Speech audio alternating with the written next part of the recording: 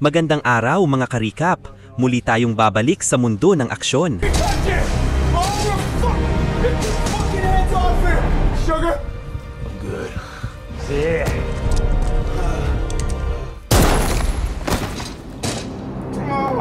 Welcome to Guantanamo. Dito magsisimula ang kwento. Isang mapanganib na misyon ng grupo ng US Special Forces. Lulan ng helicopter, lihim silang idineploy sa isang liblib na isla na pagmamay-ari ng isang kilalang Russian arms dealer. Ang layunin, iligtas ang isang CIA agent na bihag ng isang armadong grupo. Kasama sa tropa si Kenny, baguhan sa ganitong klase ng operasyon. Pangalama pa lang ito sa kanyang aktual na deployment, kaya halatang kabado. Nilapitan siya ni Bishop, isa sa mga veterano, para bigyan ng payo. Just try to relax, okay? How old are you, Air Force? 27? Game Boy. That's your weapon. Tahimik ang paglapag sa isla. Agad silang nakipag-ugnayan kina Eddie at Nia, dalawang field support agents na nasa kalapit na base. Sila ang magiging mata at tenga ng tropa mula sa malayo. Ang destinasyon ng grupo ay 10 kilometro pa, kaya kailangan nilang maglakad sa gitna ng makapal na gubat para hindi makatawag pansin. Habang naglalakad, unti-unting nabubuo ang samahan ng grupo. Pero si Kenny, kahit anong pilit, ramdam niyang naiba siya. Alam niyang hindi siya napili dahil sa galing, kundi dahil wala ng ibang available na sundalo. Sa totoo lang, kulang pa siya sa rango para sa ganitong klaseng operasyon. Habang binabagtas ang gubat, may napansin si Sergeant Abel sa di kalayuan. Agad silang nagtago. I need eyes over that ridge, 100 meters northeast. Southeast.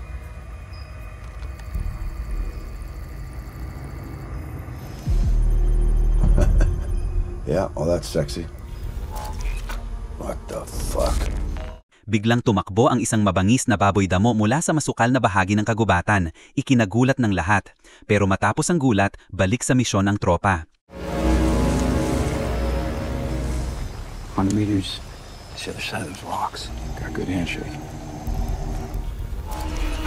What the fuck?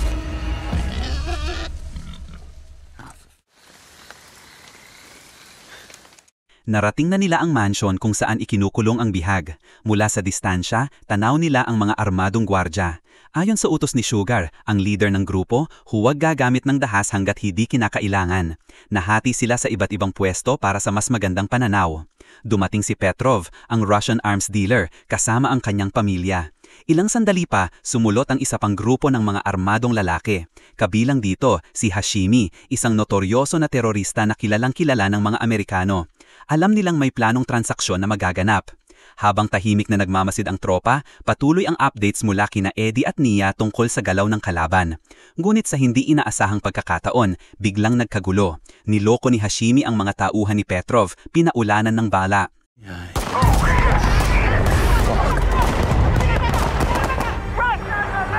Oh, fuck. Nagulantang ang American team sa bilis ng mga pangyayari. Mas lalo pang tumindi ang tensyon nang dakpin ni Hashimi ang anak ni Petrov at bantaan itong papatayin. Doon na napuno ang baso. Alam ng tropa, hindi na sila pwedeng manatiling tagamasid. Panahon na para kumilos.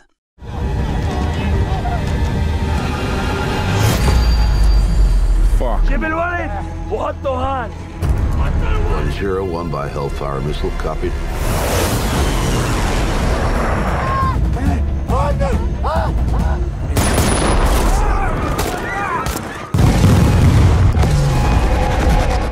Isang missile ang tumagsak mula sa ere, pero huli na. Nadiskubre na ng mga kalaban ang pwesto ng mga sundalong Amerikano. Napalibutan na sila, mabilis naglapitan ang mga armadong kalaban. Si Kenny sa kasamaang palad, masyadong malapit sa isang gusali. Biglang lumabas ang tatlong tauhan ng kalaban. Isa sa kanila, nakita siya agad. Hoy, may nagsabog. Center Bishop, extreme left. I'm on extreme right.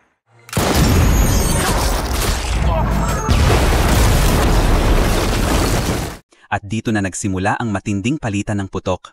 Bagamat mas bihasa ang mga sundalo sa gera, sobra sa dami ang mga kalaban. Isa-isang tinamaan ng tropa. Kitty, I need...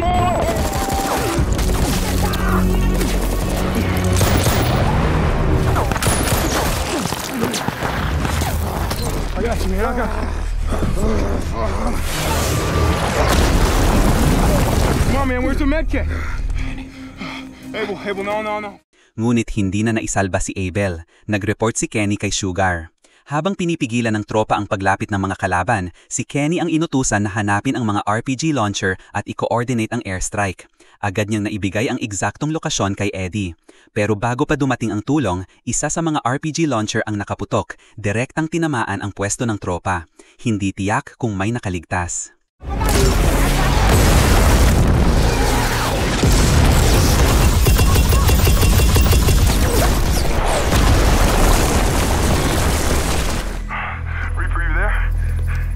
Tinawagan ni Eddie si Kenny.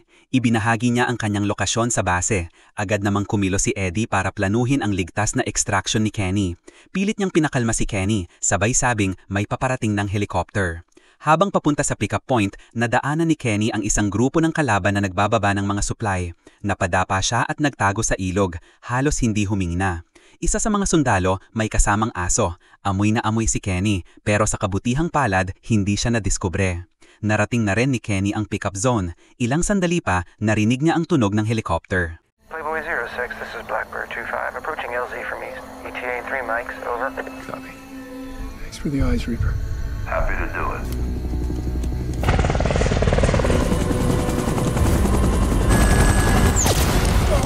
Contact! I'm hit!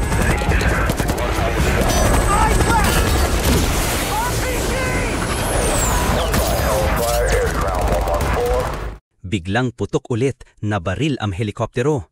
Si Eddie agad nagpadala ng airstrike na sumapol sa kalaban. Ligtas si Kenny pero naging too hot ang dating landing zone. Kaya inutusan siyang tumungo sa bagong lugar sa Hilagang Silangan. Mahirap ang daan. Sa paglalakad, nadulas si Kenny at gumulong pababa.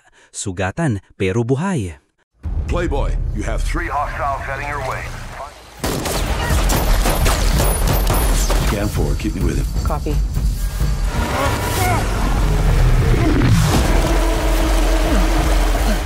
Habang akala ni Kenny ay ligtas na siya, may isang kalaban na biglang sumulpot at tinutukan siya ng baril.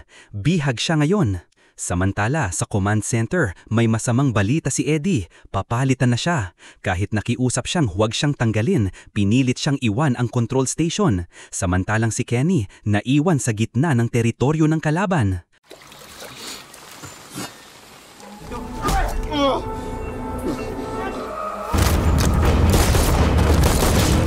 You injured?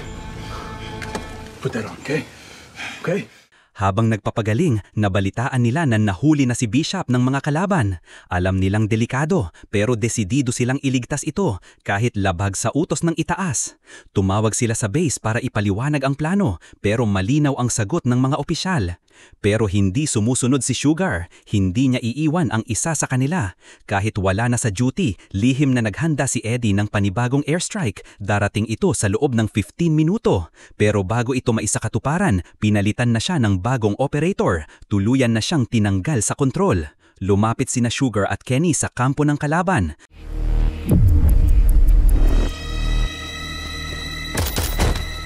Sa loob ng bahay, nakita nila ang dalawang terorista, nanonood lang ng soccer. Tahimik na pinatay ni Sugar ang isa gamit ang kutsilyo, pero bago niya malusutan ng isa pa, tinamaan siya sa binti.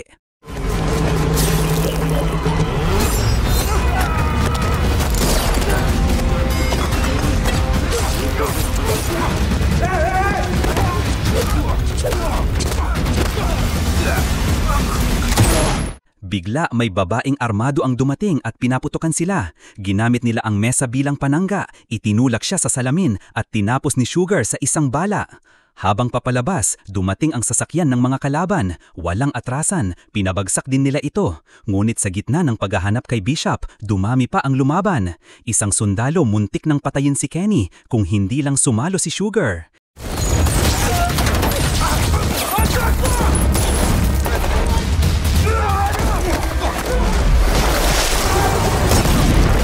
Isang granada ang lumipad malapit sa kanila, sabay silang napinsala. Nahuli sila at ibinilanggo sa isang madilim na bunker at doon nila nakita si Bishop nakakulong sa bakal. Tinangkang balaan ni Kenny ang mga bantay pero pinagtawanan lang siya, hindi sila naniwala. Habang naghahanda na ang drone operator, isa-isa namang pinapatay ng mga terorista ang kanilang bihag. Si Sugar ang unang pinuntirya. They know. I'm not gonna last much longer. Fucking touch it! Oh, we're Get your fucking hands off him! Sugar? I'm good. Yeah.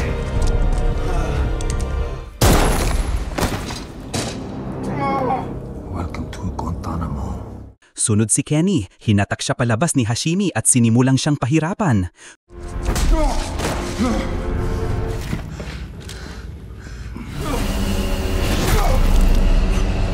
Hasbo.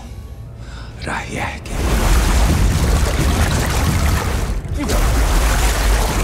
This is fear. Nobody is scared.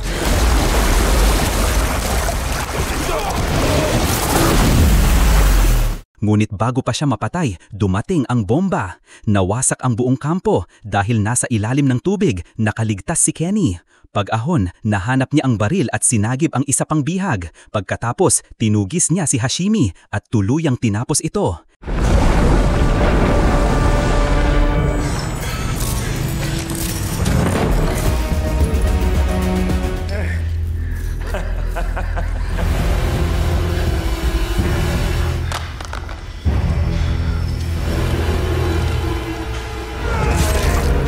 Pinalaya rin niya si Bishop. Mabilis silang tumakas dahil may paparating pang second strike sa loob ng 5 beses minuto. Sa kabutihang palad, nahanap ni Kenny ang isang satellite phone at tumawag sa base para cancel ang airstrike.